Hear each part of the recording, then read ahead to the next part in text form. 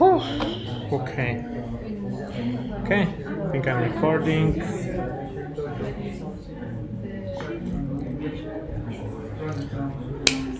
Okay guys, finally we can start. Sorry for the technical trouble.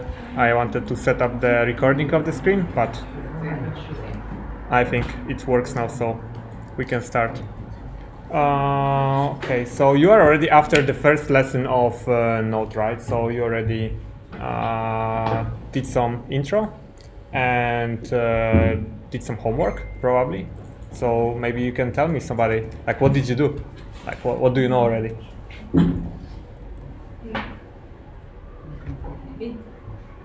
Just. Okay. It was about. It was kind of like a meal sharing app. We have a database of the meal and reservation and the review, and we have to use Express to read and then parse the JSON file of the database, and after that export to another file to, for example, use the kind of like a route to find the JSON file on the browser. So basically, kind of make small API that will read the data from the JSON and then display that in the browser. Yeah. Alright, I can maybe actually open some example. Let me find.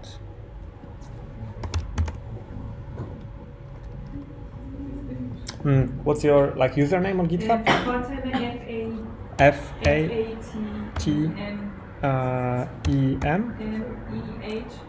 E-H. I think then dash P-A-K P-O-U-R. That's long. Yeah, that's long, but let's see. Users. Yeah, that's correct. Okay, and the repos. So there will be the Node.js. Node.js here. And week 1.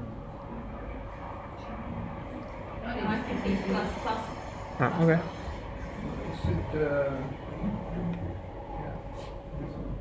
Okay. So Node starter. No. No, it's not that.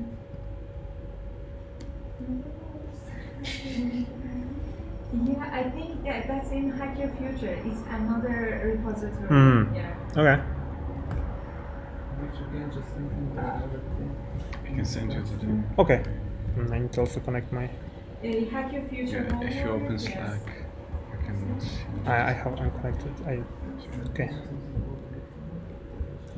Oh yeah. This one. Node.js. Okay. Week 1. Yeah. Makes sense.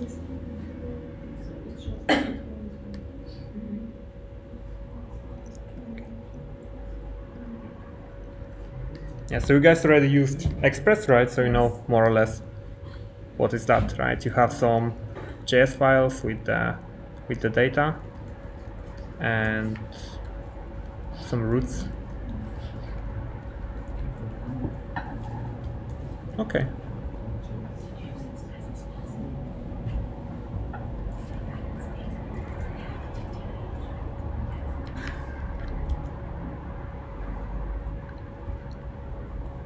Okay.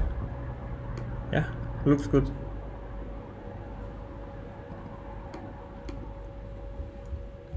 Okay, let me open the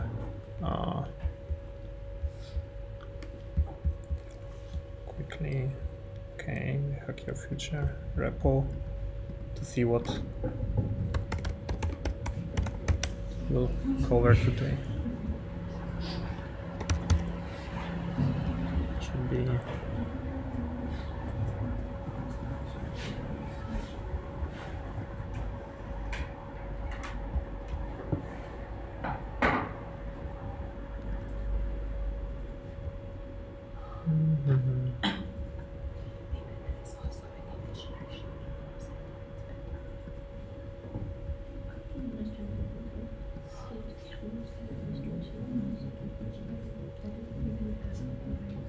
Okay, so today we will continue with Express, right? So we will continue building on that.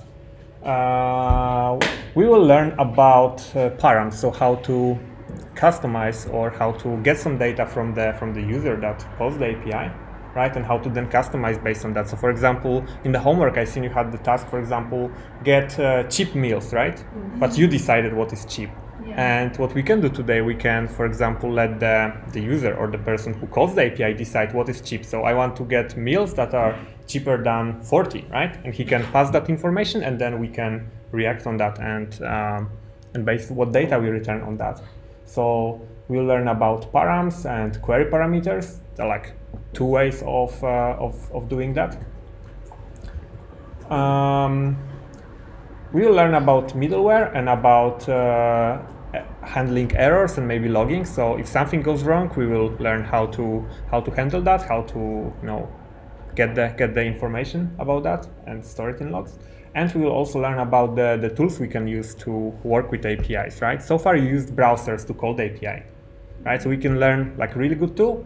It's called Postman, and it's really useful. And in like any day working with API, like real life, scenarios, you always use Postman. Everybody uses Postman. It's really good tool and really useful. So it's good to know about it. All right. And we will probably try to extend our app from the homework a little bit to like add some more functionality there. Okay, so let's get started. So let's get Postman first. So you can download that from the internet. When you search in the Google for Postman, it's on getpostman.com, the first link in Google, right? And you can download the app. And you have version for Mac, you can version for Windows, so just install the one that works. I already have it.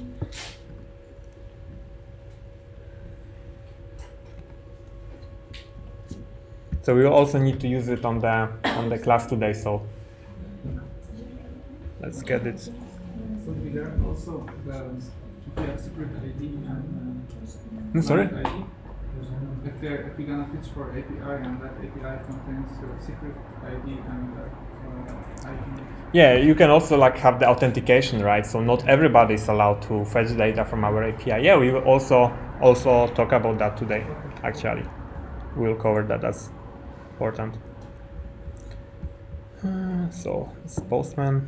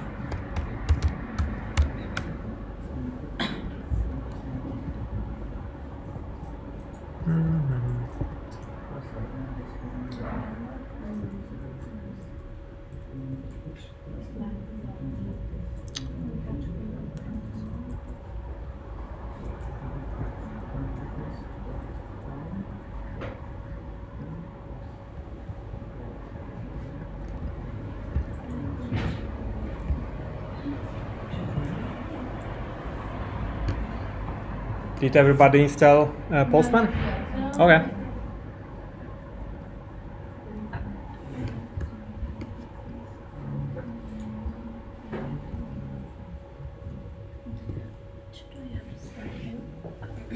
Sorry? I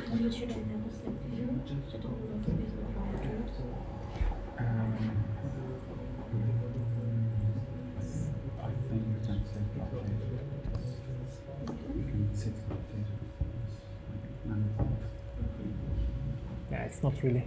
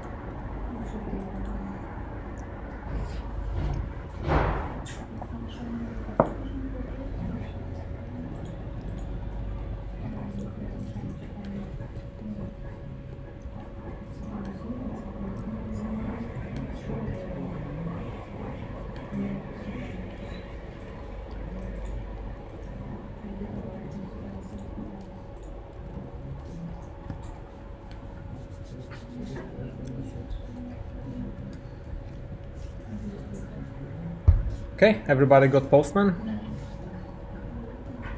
Yeah, I think we can go further. If you haven't downloaded yet, or like, there is some kind of not really. There is an option to skip on the bottom, like very gray, very small letters. You can click it and skip creating accounts. So actually, don't need to. They ask you also for like on the yeah skip exactly, and just close the window and good to go. Okay, cool. Alright, so we will be using Postman today, but not yet, just in a moment. So I created a new folder, totally empty folder for now, right? So what we will start, we will start to create a new Node app, right? And we will install Express. So nothing new, just to practice the knowledge. So if I created a new folder, right, and it's totally empty, so how do I start a new project with Node?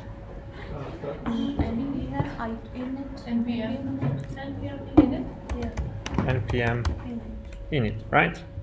So package name, right? We can please just enter. Don't need to enter too much.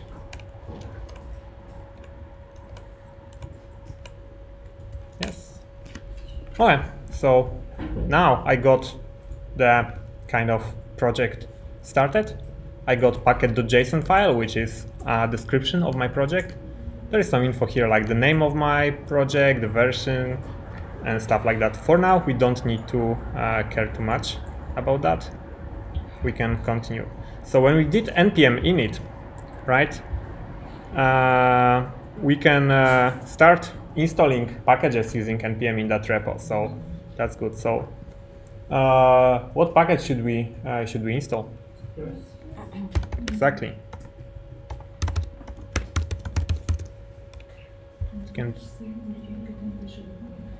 We can do npm install express, right, and install the package. So now we have express available.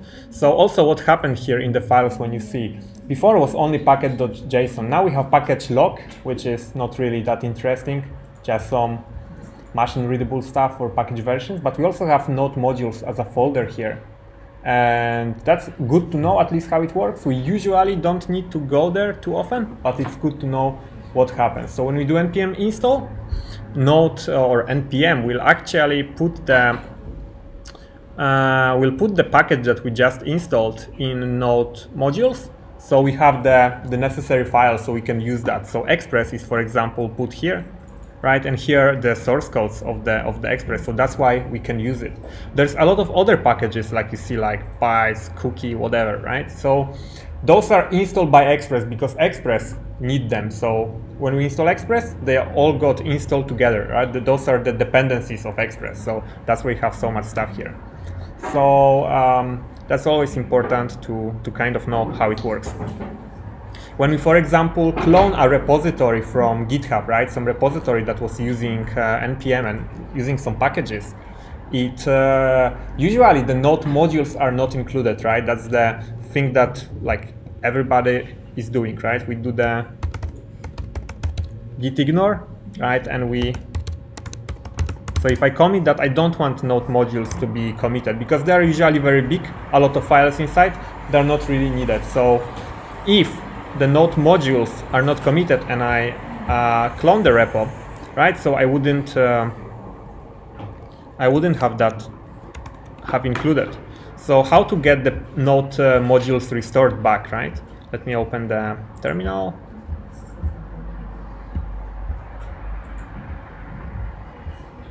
Open in terminal. So if we have packet.json and we are missing Node modules because, for example, we clone the repo, the way we do is just npm install without any package names. We just enter that. That will go through packet.json, find every package that we have, every dependency that we need, and it will again install them back to the repository. So it will restore the Node modules. So now we can continue. Okay, we need to have some starting file, right? So I will call my index.js. It's a good name for that. So if I want to right now start my app, let's say write something. Are you recording everything? Yes. Can you zoom in? Let me see. Yeah, maybe. Yeah, I think I will.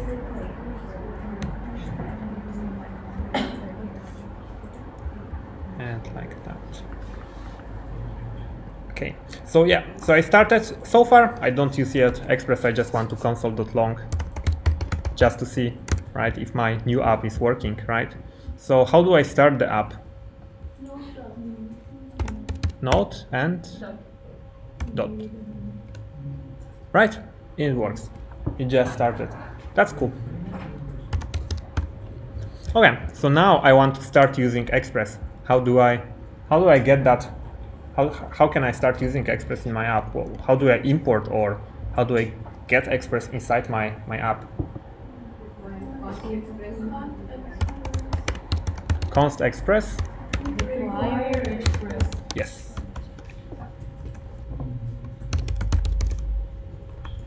Right. So now I can be using Express here. Just close it. Right, and that's also what you guys did in the homework. What we need to do?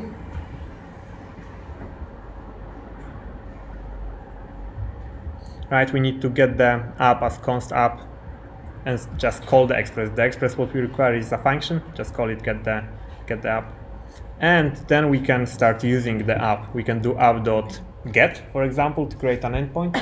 We can do app.use to kind of use a middleware, like here, to have, for example, different paths, and so on and so on. So, for example, my Express, get here, test, and I believe just pass the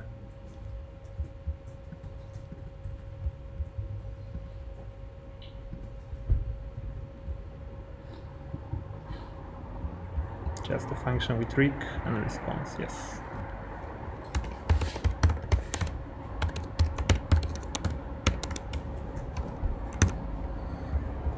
Right, and I can do the response.send.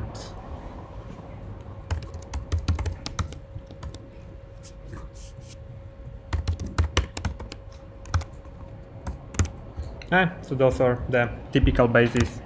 I imported the Express in my app, right? I just call it so I can start using it. And then I created what happens here in line 4.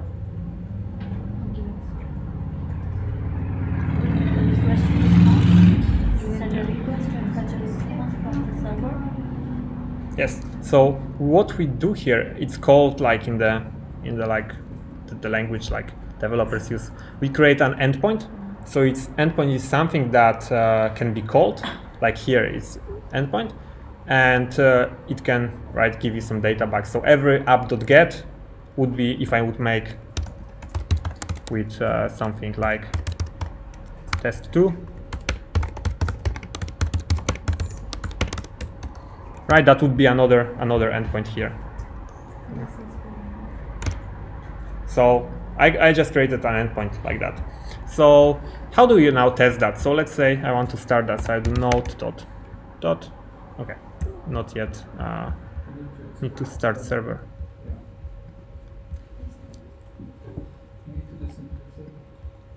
Yeah. Also, you can notice, right? I don't remember the syntax, and actually work with Node quite a lot, but also don't keep all the syntax in my head, because I know that I can just go and check stuff very quickly. And if you learn stuff, you don't need to necessarily remember everything by heart, just write everything by fingers. It's sometimes much easier to just know where to look, and if you can find it in 2 minutes, then it makes no sense to remember everything. You cannot remember everything, so I need to do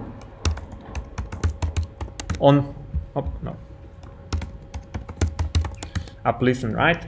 And what I can pass here,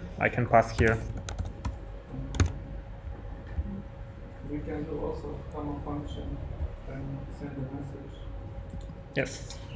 So we can have callback the syntax. So if I want to know of the syntax, right? how do I look like? I want to know what I can pass in app.listen. I mean, VS Code is doing quite a good job, right? It gives you some helps here. But if you want to know more details about actually what exactly I pass here and why, right? How do I know that? How would you guys like try to figure out what to pass here to listen? What parameters or how to use Express? Just copy paste it. I copy paste the code and after I add the Node.js. In Google, right? And Yeah. also we can, I look at the express.js documentation. Exactly. And actually those two answers are actually going to the same place, right? Because if you look that, you will find some stuff on Stack Overflow mainly, on other stuff, but it's also always good to actually look for the documentation because that's the source of truth, right? That's what people write on Stack Overflow, they find it in documentation and then kind of repeat that. So the documentation is always the most reliable source, hopefully. Some libraries don't maintain that very well. So I want to find, right? What do I do, right? I just look for that. And I have the API reference on expressjs.com. That's the official documentation website. And I have the jump to app listen, so perfect. It's exactly what I need. Sometimes the documentation is easy, sometimes it's more tricky. Usually you don't need to understand everything that's written here, right? Sometimes they're very difficult, or complicated use cases, but at least to try to see what's happening here. So pins and listens for connection on specific host and port. So it seems like I need to specify port at least here. And if port is omitted, it will have some random port, but we want to know which port is that. So, and I see examples, right? I can just do app.listen with the port number, and that will create a server on this port. I can also set a function there and do some stuff. Let me see.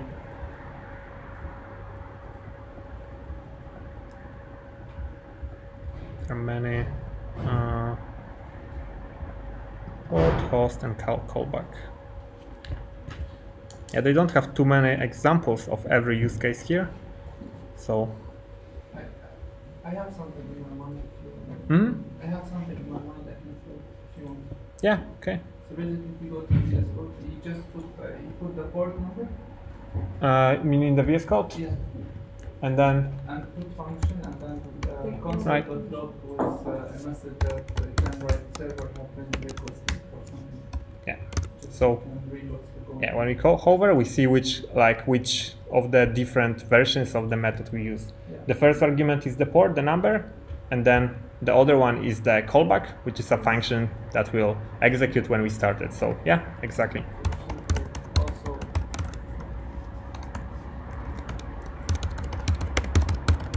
right, we can show some message that we know that server started. Started now, we get the message that server started, right? And we know that we started on the port 3000. Okay, so how do we try that? So far, you are going to the browser, localhost, right? That's my local machine, port 3000, and test OK, right?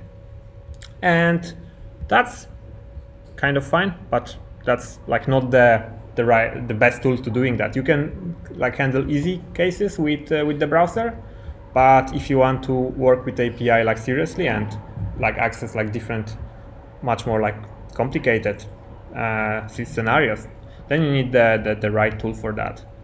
And there's stuff that you cannot do with the browser easily that you can do with Postman very easy. So you can also try to follow what I'm doing on your PC, so you don't get too much behind. So I still have my server running, and Can you copy this one to the Slack so we can... okay, I just need to connect to Slack. Just a second. Yeah, change our workspace.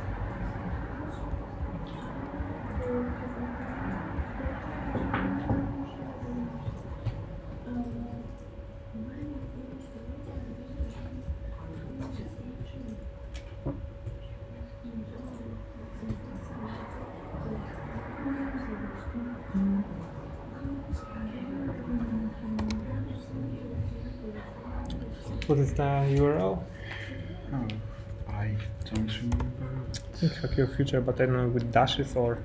Hack Your Future, dash Copenhagen. Okay. Yeah. Hack Your Future dash hack Copy hop. dash c Dash copy hop. cph. Yeah, it's okay. The Danish or Sorry? it was the Danish or? Yeah, yeah. Oh. Okay, and I think I used. Don't remember. Yeah.